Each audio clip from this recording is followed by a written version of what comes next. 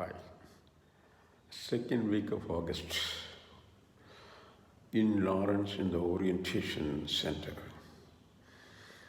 was very busy week in the sense there was a TOEFL to be taken by all the candidates in the orientation course administered by the Educational Testing Service or ETS, Cambridge, Massachusetts.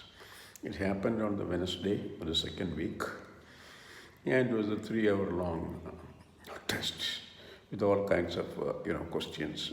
Like I said earlier, the answer question book itself is the answer book. Something very interesting, which of course nobody in India follows until now, I would say. And that is actually to make the test taker to write a concise answer so that the depth of knowledge the person has can be assessed very easily by administering the test. Then the third week was, Wednesday of the third week of August 1972 was the concluding day, the ceremonial day. Thanking the orientation course personnel by the students or the participants, and in turn the orientation program center and including its director thanking us all and wishing us the best of everything during our stay in the respective universities as well as in our future career.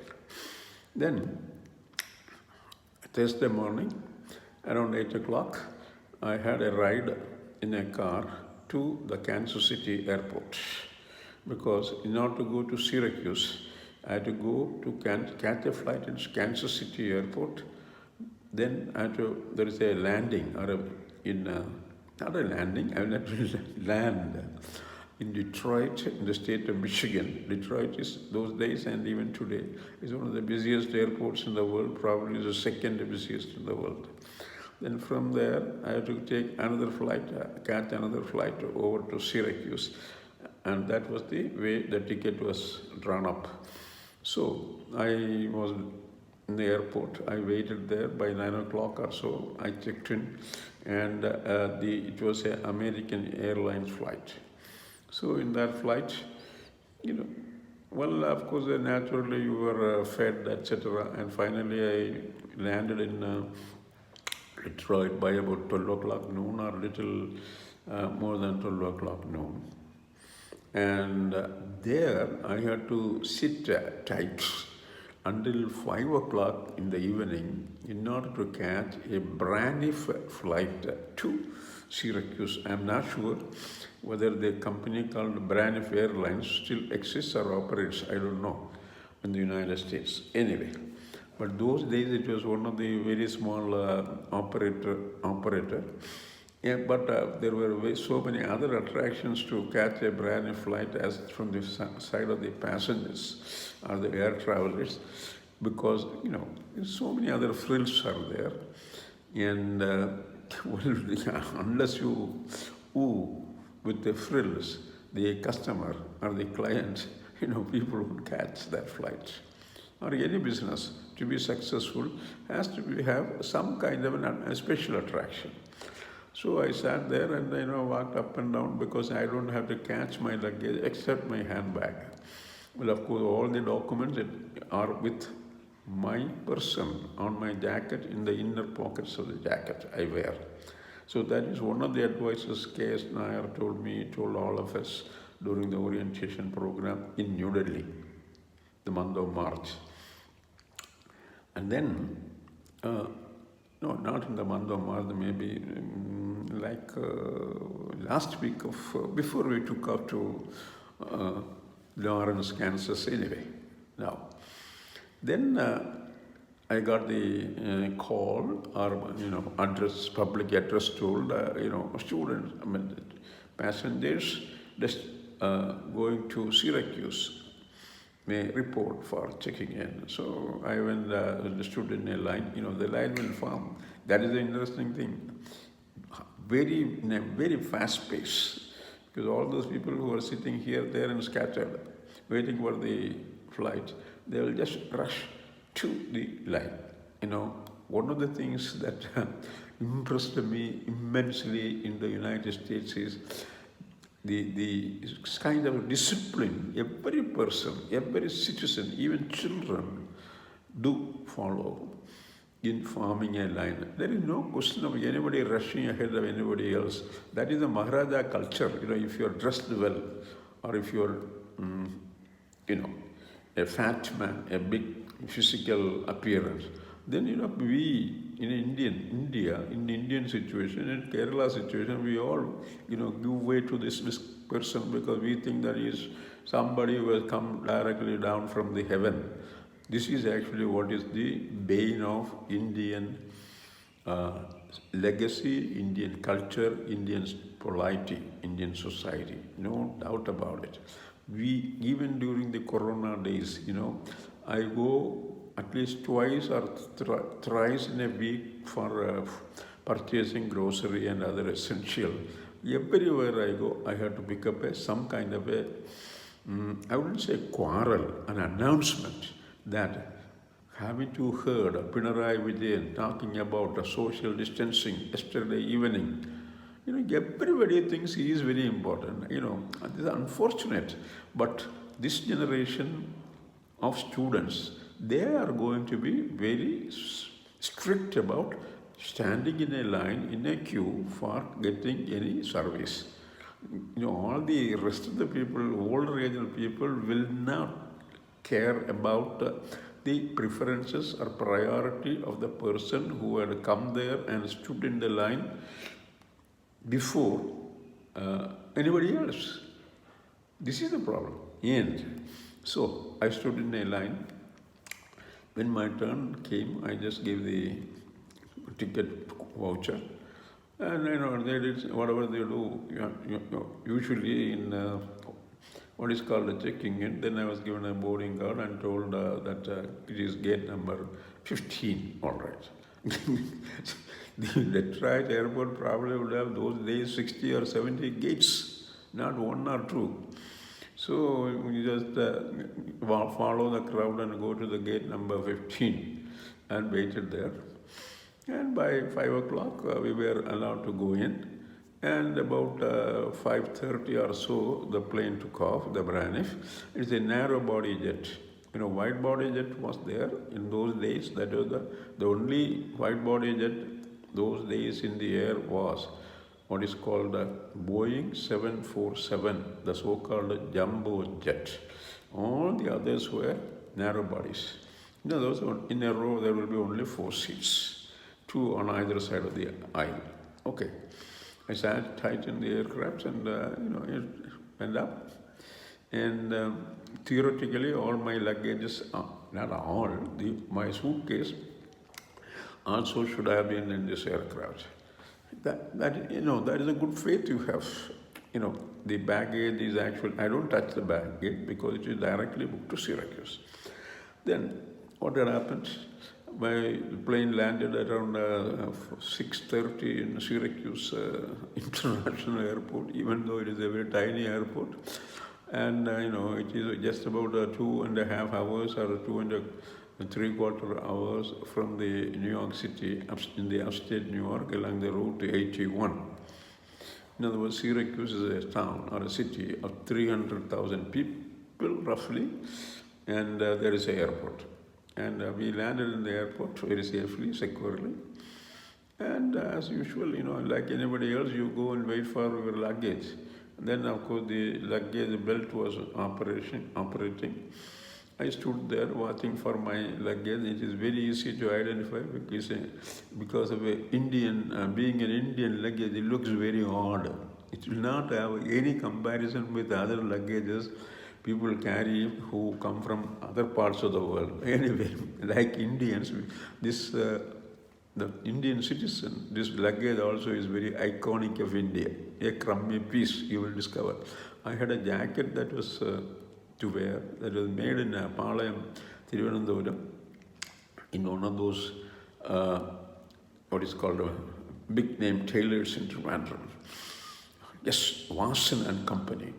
Vasan and Company was one time was the fellow who stitched the bush coat for my father-in-law. So my jacket was also stitched there. But once I went up to Delhi, it looked outstanding. But once I boarded on the aircraft to London from Delhi, it started looking at crummy. And of course, it is the crummiest of all the jackets when I went to the United States. Anyway, so then I didn't get my baggage coming in the conveyor belt, and most people got theirs, and there is no checking, etc. People grabbed their luggage and just walked out. And then I noticed two Indian guys waiting in the reception area, receiving area, and I just waved at them because I knew I was the only Indian in that flight, and probably they are looking for me. Well, these three guys are Ghanshyam Srivastava, then Swapan Ghosh, both graduate students in the geology department, and Ajit Da. We call him Ajit Da because he is like in the mid-30s, and he is a postdoc in the biology department. We boarded, and then I waved at them back, and walked toward them and told my luggage is not ready. It is not available. It has not landed in Syracuse. I reported the same matter to the crew, Braniff agent in the airport. And that man gave me a card where I had to put my signature and my place or destination where I will be living, in the next week, or in Syracuse, what is my residence, etc. And a contact phone number, which I did not know in advance. So I gave it to Ghanshyam, and Ghanshyam gave it over to Ajit Da, and Ajit Da filled that part, and then I put my name, where I had to put in my name, that's all. Then this little card was handed over to the ground man of the Braniff Airlines in the terminal, the assistant who helps the passengers. Then he said, well, we will get your luggage very soon, don't worry about it.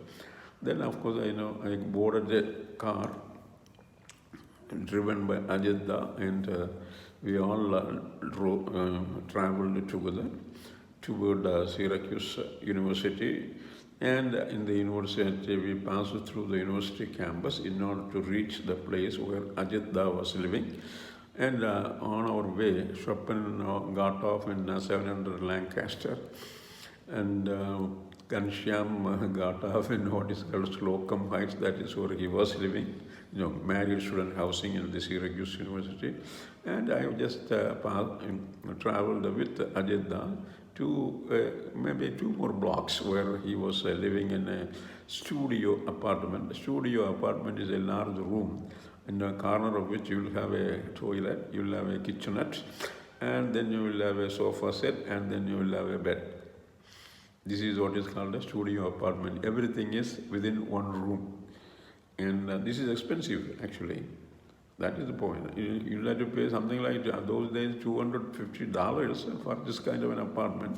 And Ajit Da was, because he is a postdoctoral fellow, his annual pay, take-home pay was something in the range of $8,000 or $9,000, so he can afford a $300 or $250 apartment.